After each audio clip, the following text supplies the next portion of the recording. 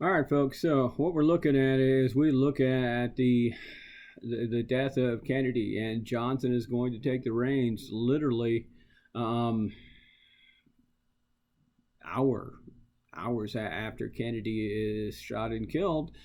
Johnson, why he is vice president, is going to do something important. Kennedy is going to be elected with a huge amount of support from the African American population. He's going to reach out to them and he's going to say, hey, listen, what's been happening is a bad thing. And so he's a civil rights proponent. But here's the thing, Kennedy is relatively intelligent when it comes to politics. He knows if he passes certain legislation, then what will happen is it's going to cost him the vote in the South. So what he'll do is he will hand off this legislation to Johnson, say, Johnson, take care of this for me. And what Johnson is going to do is he's going to get the civil rights legislation passed. It will allow Kennedy to be a little bit distant from what's going on, but it gets passed.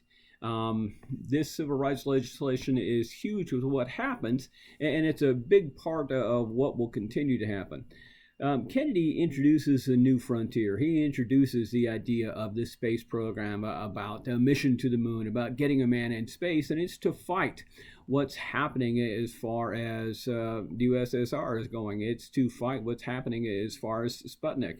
The idea being is if we can land a man on the moon, well, heck, that also means that we can land a bomb in the middle of Russia because rockets that can carry people to the moon can carry rockets to other places. And so this space race is not necessarily about space race. It's about showing and proving what else we can do along the way. So keep in mind, this space race is also about the Cold War, and the Cold War is really ramping up. We're approaching a new policy on that, but we'll get there. We're just not there quite yet.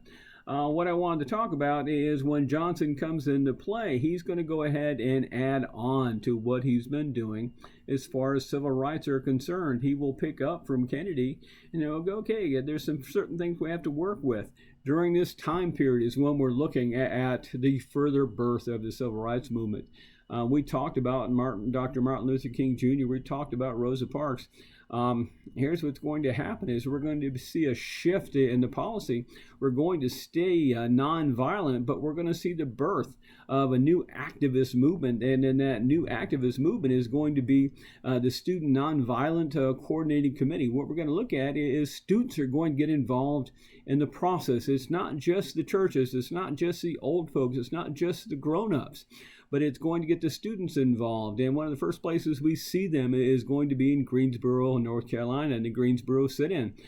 They're going to go in and sit at the lunch counter in Woolworths. Now, a lot of you are saying, what the heck is a lunch counter and what the heck is a Woolworths? You used to be able to go into the 5 and dime. Yes, things did indeed cost 5 and 10 cents at some point along the line. Not in my lifetime, but in some point. You used to be able to go into these small stores and order something. You could sit at the counter and get some lunch. You could sit at the deli in there. And the thing is these are whites only. They don't have a white section, a black section. They have a white section, and black folks aren't welcome. And so what's going to happen is these college students will go in and they'll sit down and they'll refuse to serve them and they'll remain sitting. And they'll go back each day and they'll sit there until they're going to get served. And this is the start, the birth of a whole new version of the movement is student activism. It picks up starting to talk about things like the Freedom Riders, and it talks about the idea of the Freedom Riders being on buses and going between states. And the idea of going between states is huge because it allows the federal government to be involved. And so we start to look at the Interstate Commerce Commission, and we start to look at the idea of the introduction of federal laws dealing with segregation. From there, we start to look at a couple of other things that are happening. It talks about Medgar Evers. It talks about Martin Luther King's letter from Birmingham jail. There's a lot of things happening at this point, folks. One of the most famous is going to be the March on Washington. If you've not seen the I Have a Dream speech, you will see the I Have a Dream speech. But what we're going to look at is that we're continuing this movement, we're continuing the change, we're continuing the evolution in the policy. And what I think is most important is Dr. Martin Luther King is going to say, listen, what we're going to do is we are going to utilize the mainstream media. That we're going to demonstrate, we're going to draw attention in the courts, we're going to draw attention in this brand new media thing called television, and we're going to demonstrate in such a way that we're going to be nonviolent, but we're going to let them see what it is we're facing. When it starts talking about Bloody Sunday and the crossing of the Edmund Pettus Bridge, and again, you can look that up as well, you'll see that what he does is he puts on the 5 o'clock, the 6 o'clock news for all the cameras to see unedited the reaction of some of the forces. And I'm not going to say it's in the South because it is, but it's also quite a few other places. And it says, listen, we're peacefully demonstrating, and this is what we're facing.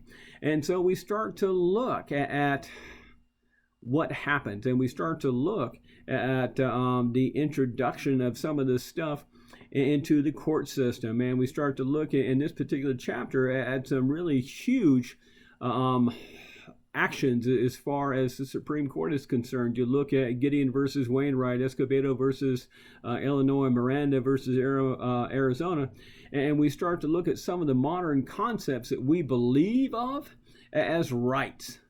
I mean, how many times have you watched a TV show and heard somebody read about the Miranda rights? And the Miranda rights is where this comes from. And so we're looking at this huge blossoming in the civil rights movement, but also we're looking at things like the Watts riots. This is also where we start to look at the Black Power movement. We start to look at Malcolm X. We start to look at the Nation of Islam. This is the birth of the Black Panther Party and Stokely Carmichael, folks. And I want you to read about the Black Panther Party because here's the strange thing. I'm an old white guy, but I believe the Black Panther Party had some excellent ideas. The idea that we're not watching out for everyone, and that they're going to go out and watch out for their folks, and they're going to try to get them employed. They're going to try to get them fed. They're going to try to get them decent housing. Some of the precepts that the Black Panther Party are founded on are valid, folks. And so this is where Johnson comes into play, because Johnson's idea is his main idea is what's called the Great Society. And that's going to be his idea, the Great Society. And what he's going to do is he's going to start a war against poverty. He's going to say, listen, there's a lot of things going on, but what we need to do is we need to reach down to these folks that are living on and below the poverty level. We need to give them a hand, not a hand out, but a hand up. And so we look at the Job Corps, we look at Head Start, we look at the Economic Opportunity Act, we look at, this is where food stamps come into play at. We look at community action plans. Folks, what he's trying to do is he's trying to break the economic barrier in such a way to give people an opportunity, not to give them a handout, but have things like the Higher Education Act and say, hey, listen, if we can get people educated, if we can get going to college, then they can be able to help themselves. We look at the Voting Rights Act of 1965. This says, listen, folks of color, okay, should be able to vote as well. We need to be able to guarantee that. And so there's a lot of stuff happening at this particular point.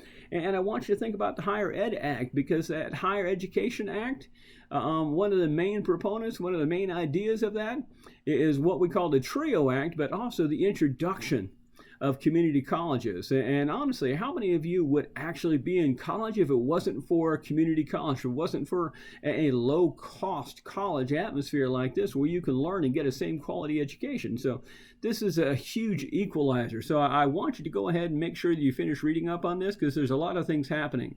The other thing you'll be looking at is, I see Operation Rolling Thunder in there, so we're going to start looking at a further discussion of Vietnam and what's happening there, because Johnson, he's going to inherit from Kennedy the whole idea of Vietnam and create some actions there. It's going to be Johnson's actions in Vietnam that eventually his vice president will take over. And so there's a lot of things happening. All right, that's it for now. Make sure that you get the reading finished up.